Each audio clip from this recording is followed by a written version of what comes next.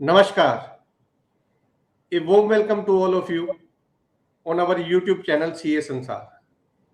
Myself CA Vivek Khurana, and today we will discuss about the recent landmark judgment by the Supreme Court. On that we have with us very learned faculty CA Rajiv Jain ji with us. Sir, a warm welcome and thank you very much for giving us your valuable time. Namaskar, namaskar. And before going to start, let me give you a brief profile about the CA Rajiv Jain ji. I don't think so he need any introduction because he is very renowned faculty. And CA Rajiv Jain ji is practicing chartered accountant in Daryaganj, New Delhi, and the partner in SSAR and Associates, sir. I think I am right. Bilkul 100% right. And he is delivering lecture in income tax in the various topic like in the income tax appeals, notices, penalties, various and vast experience. And my sincere thanks once again to Rajiv Jain ji. And जब से ये supreme court की judgement आई है, we have received many call, many messages. What would be the impact? And we all aware about this 148. So I think from last year it was very hot topic 148. From 1st April, जब से 1st April 21, after 1st April 21, income tax department had issued I think more than 90,000 notices for the reassessment, and 9,000, approximately 9,000 writ petition in the different high courts. It's a great thing. And almost all the high courts give in the favor of the SSC except one high court. I think Telangana high court was there, who has said ki no, it's the valid notices. But almost all the yes sir. Chhattisgarh High Court. So matter goes to Supreme Court, and Supreme Court set aside the decision of the high courts and said it's the valid notices. And Supreme Court also said we are using the power of the Constitution of India, I think Article 142. They are using the power under Article 142 of the Constitution of India. And sir, I only want to say one thing. It's very renowned and landmark decision. My request only to you, give us also a brief idea of this and what would be the impact on the SSC, because many members are asking the question. And also one my curiosity is also there, is there any other review petition like that is possible or not? So that we will discuss one by one with you. So now it's over to you, sir, not taking so much time. So once again my sincere thanks to you. Now it's over to Rajiv ji. Thank you, Vivek Khurana ji. First of all, I convey my thanks to entire team of CASansar.com for giving me another opportunity to come here and interact with my professional colleagues. And today's topic, as you rightly said, is very interesting. That what will happen to the notices which were issued on 1st April 2021, between 1st of April 2021 and 30th June 2021. And yesterday on 4th May 2022, there was a landmark decision by the Honorable Supreme Court rendered in the case of Union of India versus Ashish Agarwal, civil appeal number 3005/2022. So there was a huge controversy pertaining to Section 148 notices. And in my legal experience, जब से मैं practice कर रहा हूँ, I have seen that this section और ये जो litigation है, this is the, मुझे लगता नहीं कि इससे बड़ा litigation मैंने अपनी life में देखा होगा. And I have been throughout the hearings which were there in Delhi High Court. तो जिस तरीके से matter litigate हुआ, जितनी number of petitions, writ petitions filed हुई, कितने सारे वकील और लीगल फ्रेटर्निटी इस केसेस में इन्वॉल्व थी और कितनी इसमें लेबर हुई on the part of the SSC's advocates as well as on the part of the department's advocate, and further on the part of the various judges who have rendered these landmark judgments which were given by various high courts including Delhi High Court, Allahabad High Court, Calcutta High Court, Rajasthan High Court, Madras High Court and Bombay High Court. They all rendered their decision in favor of the SSC. So let us first before we go and understand the implication of the judgment, let us first understand what the entire controversy was. Because जब हमें पूरी controversy समझ में आएगी, and that will also be beneficial for the persons who are understanding the issue for the first time. you see, section 148 was replaced with effect from 1st April 2021. यानी 31 March 2021 तक there was a separate set of provisions, section 147, 148, 149 and 151. और 1 April 2021 से हमारे पास ये चारों section replace हो गए और साथ में एक नया सेक्शन आ गया 148 कैपिटल ए. जो प्रीवियस रिजीम था रीअसेसमेंट का, we all understand that assessing officer could have reopened assessment up to 6 years. ठीक है सर, उसके लिए एक प्रोसीजर प्रेस्क्राइब था और प्रोसीजर प्रेस्क्राइब करने के बाद उसको एक 148 का नोटिस इशू करना होता था with the prior sanction under section 151. और 148 का नोटिस इशू होने के बाद assessee was required to file his return of income in response to that notice. फिर उसके बाद एसएससी रीजंस ऑफ रीओपनिंग मांगता था by following the mandate of the Supreme Court judgment in the case of GK and drive shaft 259 ITR 19. फिर वो reason मिलने के बाद एसएससी अपनी ऑब्जेक्शंस फाइल करता था. ऑब्जेक्शन फाइल करने के बाद असेसिंग ऑफिसर उस ऑब्जेक्शंस को डिस्पोज करता था and after that assessing officer derived jurisdiction to proceed with the assessment under section 147. This was the previous law. अब हुआ क्या कि इस प्रीवियस लॉ को एक इंटायरली न्यू रिजीम में रिप्लेस कर दिया by the finance act 2021 which was passed on 28th March 2021. अब ये नए लॉ ने क्या किया कि आप अब नोटिस अंडर सेक्शन 148 इशू करने से पहले एक शो कॉज नोटिस इशू करेंगे एसएससी को with the prior approval of the specified authority, जिसमें आप एसएससी को बताएंगे कि असेसिंग ऑफिसर के पास क्या मटेरियल है by which he has form the reasons की कोई इनकम एस्केप हो गई है एसएससी की. वो मटेरियल वो एसएससी को कॉन्टेस्ट करेगा. Assessee will be allowed an opportunity to participate and make reply to that show cause notice. और फिर उस शो कॉज नोटिस की रिप्लाई एसएससी को कंसीडर करने के बाद एक assessing officer under section 148 capital a नया सेक्शन इंट्रोड्यूस हुआ with effect from 1st April 2021 कि वो उसमें एक ऑर्डर पास करेगा और वो ऑर्डर पास करने के बाद वो फिर वो सेक्शन 148 का नोटिस इशू करेगा. दैट नोटिस की भी आपके पास प्रायर सैंक्शन होगी from the specified authority under section 151 और साथ में वो जो 148 कैपिटल ए सबसेक्शन डी का जो ऑर्डर है वो उस नोटिस के साथ में लगाना होगा और उसके बाद रीअसेसमेंट की जुरिसडिक्शन असेसिंग ऑफिसर के पास आएगी. This was the new law. अब ये जो पुराना प्रोविजन था उसकी लाइफ सीज हो गई 31 मार्च 2021 को और 1 अप्रैल 2021 को नए प्रोविजंस ने लॉ को सब्स्टिट्यूट कर दिया. राइट. इसका मतलब ये हुआ कि 1 अप्रैल 2021 के बाद जितने भी नोटिस इशू हो रहे थे they could have been issued only in compliance with the new law but not in accordance with the old law. In the meantime covid आ गया और फाइनेंस एक्ट 2021 से पहले गवर्नमेंट पहले एक टोला का अध्यादेश लेकर आई, ऑर्डिनेंस लेकर आई और फिर टोला एक्ट में उसको कन्वर्ट कर दिया.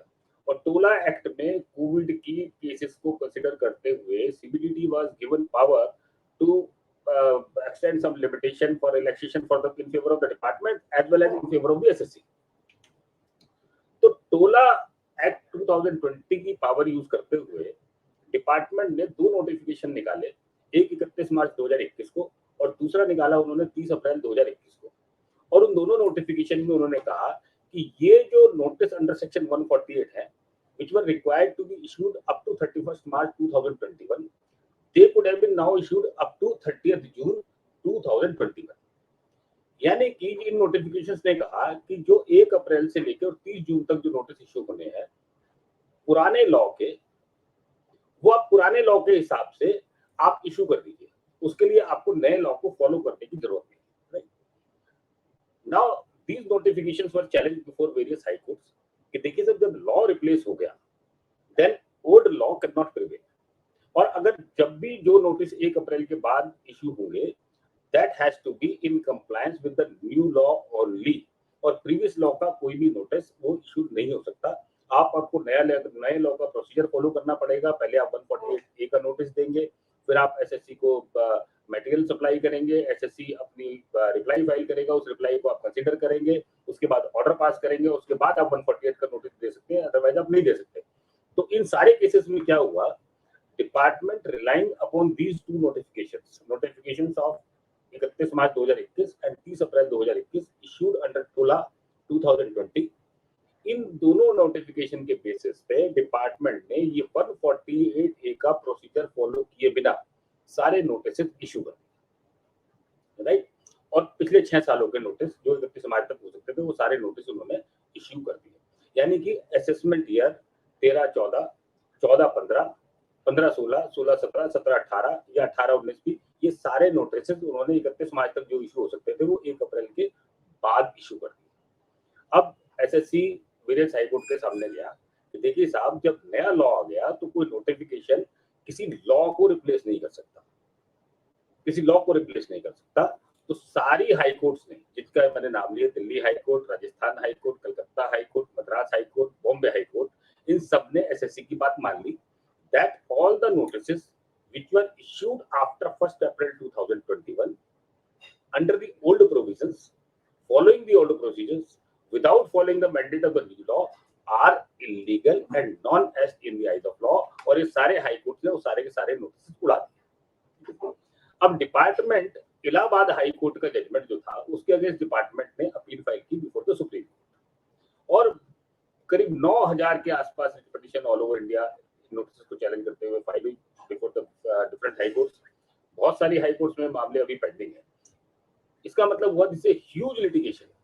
अब उन 9000 केसेस में डिपार्टमेंट अपील फाइल करेगा बिफोर द सुप्रीम कोर्ट, तो इतना बड़ा वॉल्यूमिनस लीगल एक्सरसाइज पूरी लीगल फ्रीडम के पास और सारी कोर्ट्स के पास आ गई। Now what the Supreme Court has done is they have exercise their special power which are available to them under article 142 of constitution of India, जिसमें supreme court को power है that in the interest of complete justice वो uniformly पूरे देश के लिए कोई एक व्यवस्था दे सकते हैं। कोई एक कंट्रोवर्सी जो मैटर उनके पास आया तो उस पूरी इंटायर कंट्रोवर्सियों के लिए एक व्यवस्था दे सकते हैं। तो what the Supreme Court has done is कि they have exercise this power under article 142, और जितनी भी writ petition all over India pending है या वो केसेस जिसमें रिट फाइल नहीं हुई है, उन सब के लिए सुप्रीम कोर्ट ने एक अलग व्यवस्था दे दी। Right now this entire controversy is ended.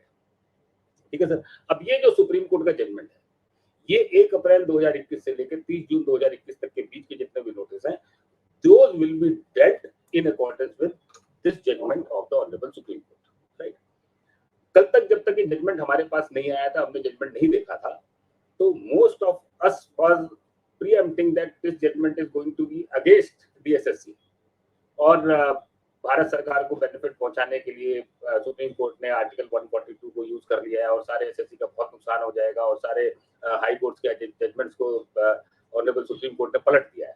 Right, लेकिन जब आपने वर्बैटम को पढ़ेंगे इसको, तो दैट एप्रीहेंशन वाज रॉन्ग। अब हम जब समझेंगे तो बहुत ज्यादा एसएससी को इसमें तो बहुत ज्यादा नुकसान अभी नहीं हुआ है। वी विल अंडरस्टैंड कि सुप्रीम कोर्ट ने क्या कहा है। देखिए, सुप्रीम कोर्ट ने इस बात को माना कि जितने भी हाई कोर्ट ने जो जजमेंट दिया और जो रीजंस दिए और जो कमेंट्स दिए, जो उन्होंने व्यूज दिए कि क्यों ये नोटिस इलीगल है, why these are non est in the eyes of law, और क्यों ये नोटिस क्वैश किए गए, then Supreme Court expressed they accepted the reasoning given by the various high courts। यानी सुप्रीम कोर्ट ने किसी भी हाई कोर्ट के जजमेंट को ओवररूल नहीं किया है। जो भी रीजनिंग किसी भी हाई कोर्ट ने दी है उसको सुप्रीम कोर्ट ने एक्सेप्ट किया है। जो भी लीगल मैंडेट हाई कोर्ट से आया है उसको सुप्रीम कोर्ट ने मान लिया है। सुप्रीम कोर्ट ने साथ में कहा है, because these are 90,000 notices which are issued by the department under a bona fide misinterpretation of law, bona fide misunderstanding of law, and which misunderstanding was created by these two notifications which were issued under TOLA। तो इस misunderstanding की वजह से department ने गलती से ये notice issue कर दी।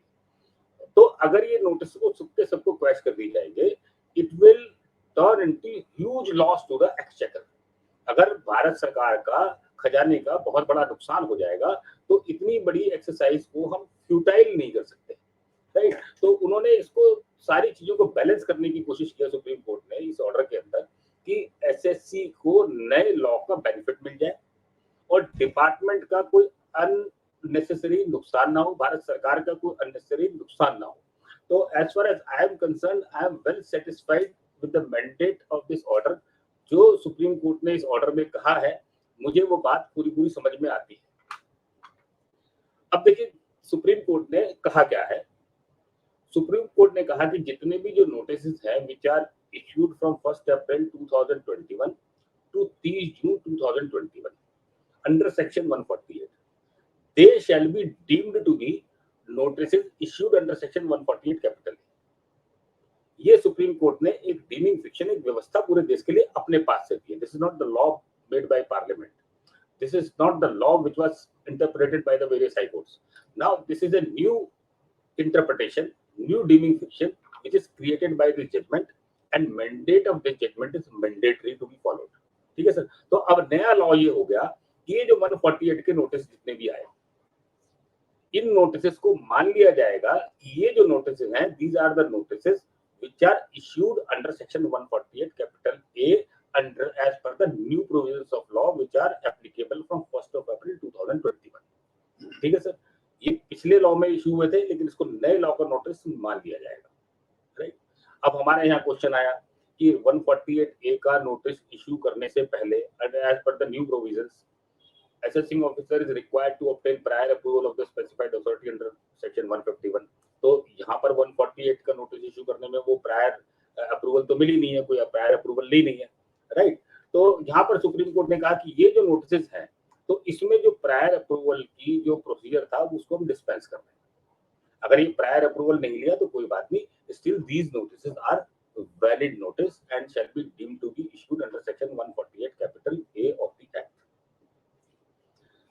अब उन्होंने कहा कि इस जजमेंट के 30 दिन के अंदर अंदर, ये जजमेंट आया 4 मई 2022 को, यानी 3 जून 2022 तक असेसिंग ऑफिसर के पास जो भी इंफॉर्मेशन है, जो भी मटेरियल है, वो एसएससी को कम्युनिकेट करेगा कि मेरे पास आपके खिलाफ ये मटेरियल है. उसके बाद मटेरियल कम्युनिकेट होने के बाद उसके 14 दिन के भीतर एसएससी अपना रिप्लाई फाइल करेगा, अपनी ऑब्जेक्शन फाइल करेगा. भाई reopening should not be made, भाई reassessment should not be made. उसके बाद section 148 capital 148 sub clause D में असेसिंग ऑफिसर एक ऑर्डर पास करेगा which will be passed within 1 month from the end of the month in which reply by the assessee is filed. ठीक है sir. और जब वो ऑर्डर पास करेगा, अगर उसने ऑर्डर एसएससी का लिस्ट पास किया, then the notice under section 148 will be issued with the prior approval of the specified authority along with the order under section 48 clause D to the SSC. और उसके बाद फिर वो रीअसेसमेंट की proceeding की jurisdiction उसके पास आ जाएगी. राइट. तो ये पूरा का पूरा मैंडेट सुप्रीम कोर्ट ने लिखा. साथ में सुप्रीम कोर्ट ने ये कहा कि जो सेक्शन 149 है और जो नए लॉ के प्रोविजंस हैं एज पर फाइनेंस एक्ट 2021, वो सारी डिफेंसेस एसएससी के पास अवेलेबल होगी. राइट. यानी कि जो सेक्शन नए वाला जो सेक्शन 149 है, पिछले रिजीम में हमने देखा हमारा जो केस रीओपन होता था that was up to 4 years और 6 इयर्स. नए रिजीम में जो मेरा केस रीओपन होगा that is up to 3 years, और अगर 50 लाख रुपए से ज्यादा मेरी एस्केप्ड इनकम है which is represented by an asset then up to 10 years. Right. साथ में सेक्शन 149 जो नया आया उसने लिखा कि एक ऐसा साल है 1 अप्रैल 2021 को एज पर ओल्ड प्रोविजंस जिसको हम नहीं खोल सकते थे. ठीक है सर. वो इस नए प्रोविजन में 10 साल की लिमिटेशन में नहीं आएगा.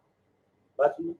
अब हम समझें 31 मार्च 2021 को read with Tola assessment year 13-14 भी खुल सकता था, असेसमेंट ईयर 14-15 भी खुल सकता था. राइट. 1 अप्रैल 2021 को अगर अनअमेंडेड प्रोविजन को पढ़ें तो असेसमेंट ईयर 13-14 और 14-15 ये नहीं खुल सकते सर.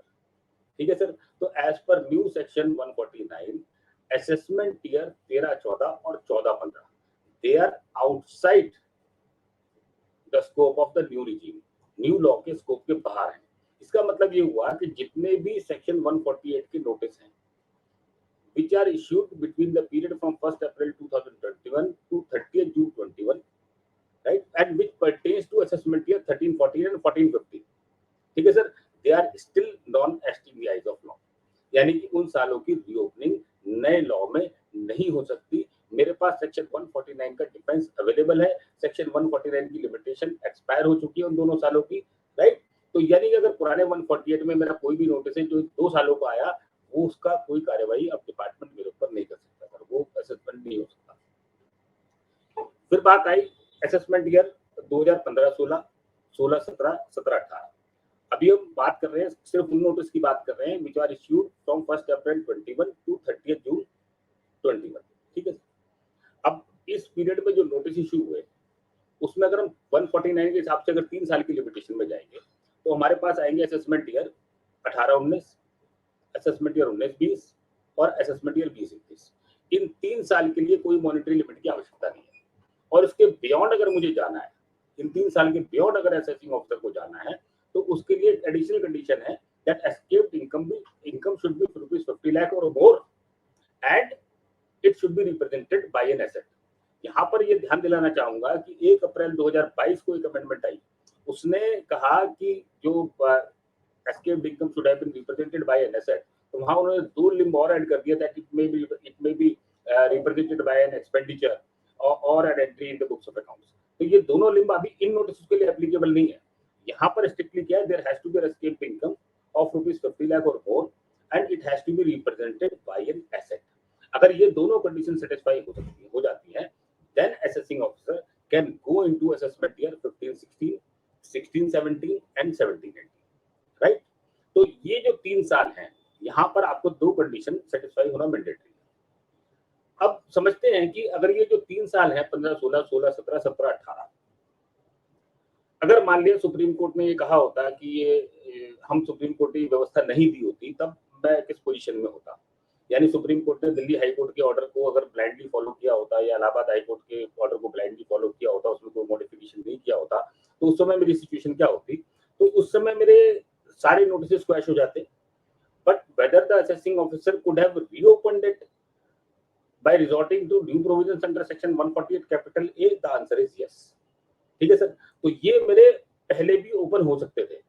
तो सुप्रीम कोर्ट ने यदि कह दिया कि ये मान लिए जाएंगे notice under section 148 capital A, तो आई एम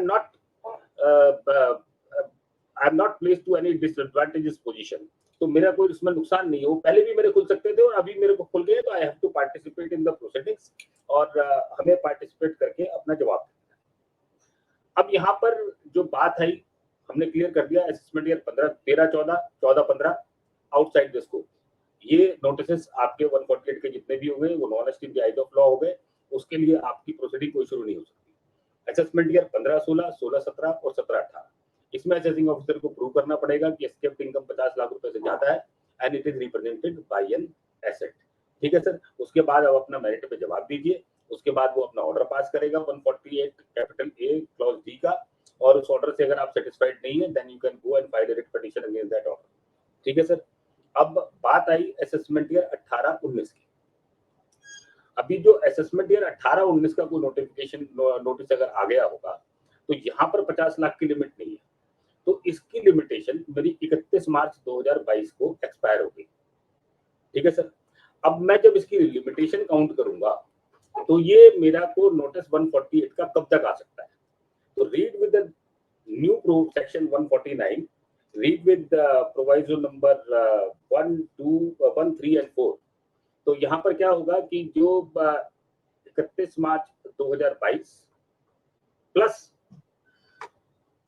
जो पीरियड मुझे अलाउ किया एसएससी को रिप्लाई देने के लिए, ठीक है, सुप्रीम कोर्ट ने यहाँ पर मुझे पीरियड अलाउ किया 14 डेज का, तो 31 मार्च 2022 प्लस 14 दिन जो सुप्रीम कोर्ट ने एसएससी को रिप्लाई देने के लिए दिए, प्लस वो पीरियड जिसमें मेरा ये 148 का नोटिस जब मैंने हाई कोर्ट गया और हाई कोर्ट ने मुझे स्टे दे दिया, और जिस डेट तक हाई कोर्ट ने उस ऑर्डर को उस नोटिस को क्वैश किया, वो जो पीरियड है वो इसमें साथ में ऐड हो जाएगा। ठीक है सर, वो सारा ऐड होने के बाद मेरी नई लिमिटेशन की डेट निकल आएगी, यानी कि 18-19 का जो मेरा नोटिस 148 का आ सकता है उस नई लिमिटेशन के हिसाब से आएगा। यहाँ पर एक फोर्थ प्रोवाइडो है सेक्शन 149 का, वो ये कहता है कि अगर इस लिमिटेशन के हिसाब से असेसिंग ऑफिसर के पास 148A सब क्लॉज डी का ऑर्डर पास करने के लिए 7 दिन से कम बचते हैं, तो 7 दिन लिमिटेशन में और ऐड हो जाएंगे, राइट। तो ये सिचुएशन रहेगी असेसमेंट ईयर 18-19। ठीक है सर, तो ये पूरा इम्प्लीकेशन इस जजमेंट का आ गया, एंड मुझे नहीं लगता कि इस पूरे जजमेंट के आने से ही कोई डिपार्टमेंट को बहुत ज्यादा बेनिफिट होने वाला है या एसएससी को बहुत ज्यादा कोई नुकसान होने वाला है। By and large every SSC is placed on the same footing, और ये बड़ा बैलेंस्ड जजमेंट है।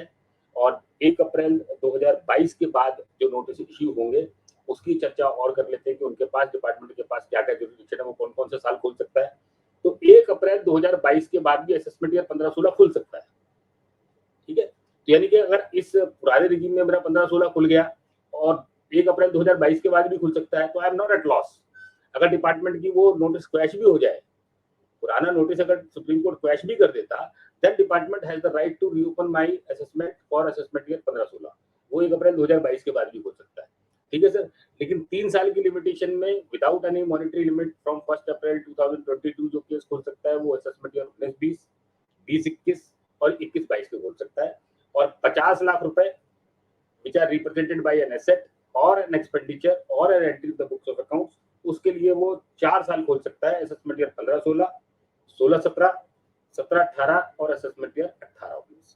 ठीक है सर, तो ये इस पूरा इम्प्लीकेशन है and I am very happy कि सुप्रीम कोर्ट ने इस इश्यू को रिजॉल्व कर दिया। अदरवाइज जितने भी लीगल फ्रेटर्निटी के काम करने वाले लोग हैं, जो प्रोफेशनल्स हैं, जो एसएससी हैं, we were in complete loop कि इतना वॉल्यूमिनस ये लिटिगेशन है, ये कैसे हैंडल होगा and how things are going to resolve. तो I am really very happy with the judgement और मुझे इसमें एसएससी का कोई नुकसान अभी तक ज्यादा मुझे कोई नजर नहीं आ रहा। तो जो शुरू में हमारी एप्लीकेशन थी दैट हैज प्रूव्ड रॉन्ग और this is a very balance judgment. तो ये पूरी इम्प्लीकेशन मैंने सारी समझ ली और फिर समझने कि हर उस एसएससी के ऊपर ये डिसीजन एप्लीकेबल होगा जिसने रिट पिटीशन फाइल की और उसको फेवर मिल गया, उसके ऊपर एप्लीकेबल होगा। जिसकी रिट पिटीशन किसी भी हाई कोर्ट में पेंडिंग है उसके ऊपर भी ये जजमेंट एप्लीकेबल होगा और जिस केस में एसएससी ने कोई रिट फाइल नहीं की है उसके ऊपर भी ये जजमेंट एप्लीकेबल होगा। यानी कि 1 अप्रैल 2021 से लेकर 30 जून 2021 तक जितने भी पुराने लॉ के हिसाब से नोटिस अंडर सेक्शन 148 इशू हुए हैं उन सब के ऊपर ये लॉ एप्लीकेबल होगा। This is a new law and this is welcome step और मैं समझता हूँ कि हम सब लोगों के लिए एक बहुत बड़ा काम और बहुत बड़ा लिटिगेशन का काम भी खत्म हो गया सुप्रीम कोर्ट के जजमेंट के साथ। और आपका कोई क्वेश्चन हो तो Vivek ji I will reply, otherwise I will like to conclude here. Sir most of the question you have answered कि जो एक हवा बना हुआ था 148 का फ्रॉम लास्ट 1 ईयर, तो इवन मैं तो ये कहूंगा कि ये काफी स्पीकर्स के लिए भी काम कम हो जाएगा, नहीं तो अदरवाइज एवरीबॉडी वाज सेइंग 148 के ऊपर बोल रहे थे। लेकिन एक बात जरूर है क्योंकि अभी क्या है कि इसमें नया प्रोसीजर फॉलो होना है और मैंने आज का लेक्चर इसलिए इम्पोर्टेंट है that we understand the implications of law क्योंकि अब अभी हमारे पास सबके पास शो कॉज नोटिस आएगा, हमें शो कॉज नोटिस का रिप्लाई देना है तो हमें अपने डिफेंसेस पता होनी चाहिए कि हमारे पास क्या डिफेंसेस है और हमें क्या रिप्लाई देना है। तो इन अकॉर्डिंग विद लॉ अगर हम रिप्लाई करेंगे तो अभी प्रोफेशनल काम तो बाकी है क्योंकि जो 90,000 नोटिस है 90,000 के 90,000 नोटिस में शो कॉज नोटिस आएगा और इनका सबका रिप्लाई हम लोगों को प्रोफेशनल को करना है। So that's why this understanding is very important. Because prima facie आपने ठीक बोला है, prima facie हमें यही लगता है कि it's against the assessee, it's in the favor of the revenue, means government के फेवर में करा है। But if we go into the detail, जैसे कि आपने क्लैरिफाई किया है पूरा इन डिटेल कि it's not in against the assessee, ये तो पहले ही उनके पास पावर थी and they can open it and but one more thing I want to say कि अभी इसके ऊपर कोई further something like any review petition और समथिंग कुछ ऐसा और तो कोई consequences something like that?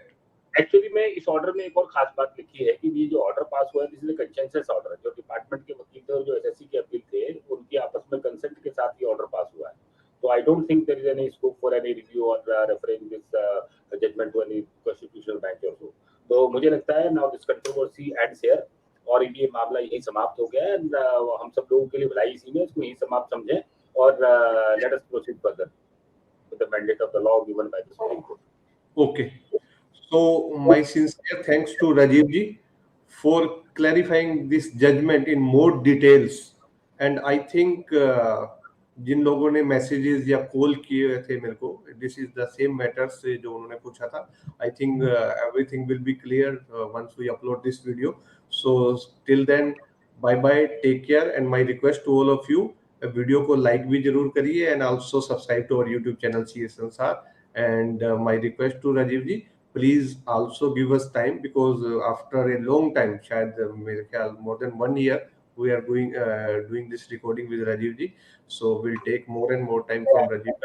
I really love to be here in CASansar.com और मुझे कोई हेजिटेशन नहीं है इस बात को कहने में कि जो सीए संसार की रीच है ना हमारे प्रोफेशनल ब्रदर्स के साथ वो किसी और चैनल की नहीं है। तो you are doing a wonderful job of imparting education to professionals और मैं तो समझता हूँ कि your channel is very useful. This is just because I always love coming here and I will come here in future also. जब भी आप बुलाओगे मैं आऊंगा।